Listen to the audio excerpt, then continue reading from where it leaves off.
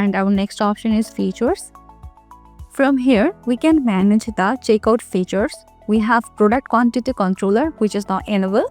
We can enable this option if we want at least one product in cart, and this option is for linked product name in checkout page. And from here, we can disable the cart page, and we can also add image before our product. So let's click Save Changes. Now let's visit our shop page and reload the page. And if we buy now any product, here is our checkout option. Here is the product controller we have, and image has added in our checkout option. And also our product's name comes with its product link.